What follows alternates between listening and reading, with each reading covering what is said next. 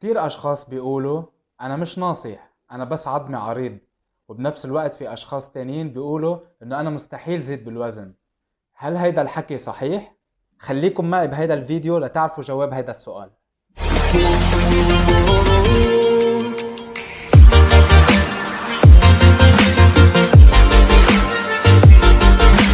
هلأ بدي أعلمكم على 3 كلمات هن اكتومورف، اندومورف، وميزومورف. شو معنى هال3 كلمات؟ هول 3 تصنيفات لبنية الجسم، كل واحد بيتميز فيها بصفات معينة. حاشرح لكم أكتر عنها لتقدروا تعرفوا طبيعة جسمكم، وبهالطريقة تعرفوا التمارين المناسبة والدايت المناسبة يلي تتبعوه. أول نوع جسم حنحكي عنه هو الأكتومورف. مين فينا ما بيعرف شخص لو قد ما أكل وشو ما أكل ما بينصح؟ هيدا هو الأكتومورف. كيف بيقدر هيدا الشخص يزيد وزن؟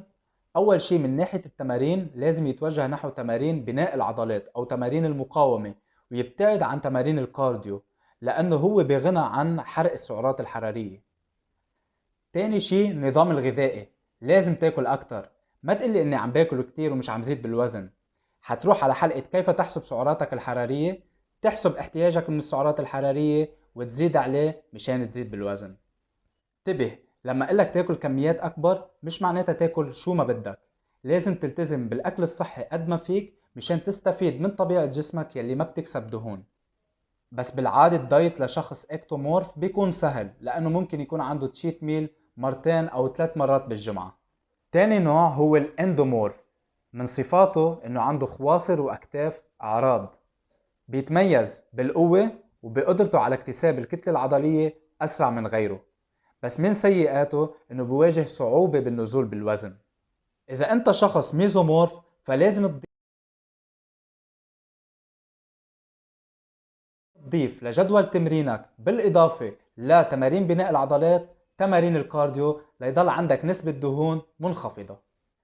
ثالث نوع هو الميزومورف يلي هو بين الاكتومورف والاندومورف. هيدا الشخص بيتميز بخصر نحيف وبكتاف اعراض شوي. اما بالنسبة للتمارين فلازم تلاقي التوازن بين تمارين بناء العضلات وتمارين الكارديو، لانه يلي بيميز هيدا النوع من الاجسام انه في يكسب دهون وبنفس الوقت في يخسرها بسهولة كتير. هلأ عاملكم مفاجأة، هو اختبار بتقدروا تعملوه على الانترنت لتعرفوا طبيعة جسمكم. خلينا ننط ونشوف. اوكي شباب، حنبلش نجاوب على الاسئلة. هن 9 اسئلة. اول واحد، اذا ذكر ام انثى. ذكر.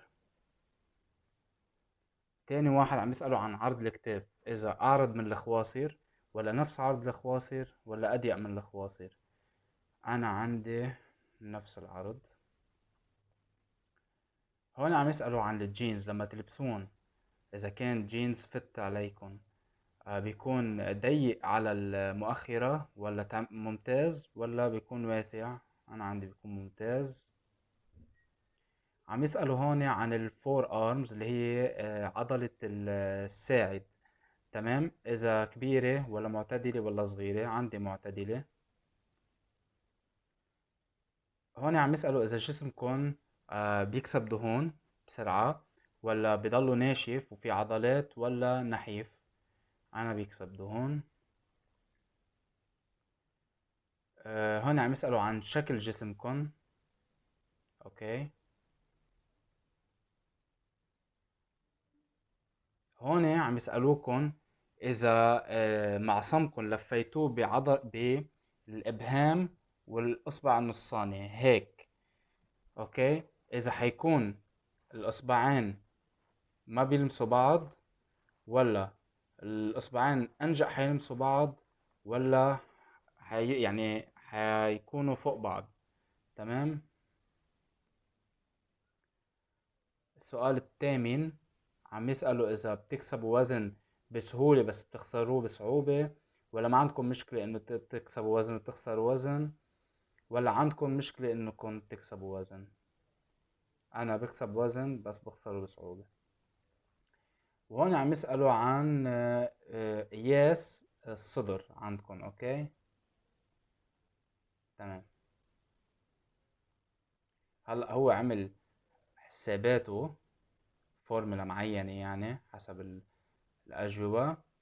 طلع معه انه انا جسمي 50% اندومورف، 38% ميزومورف، و13% اكتومورف. وهذا جواب كتير معقول لانه جسمي عنده صفات اندومورف كتير.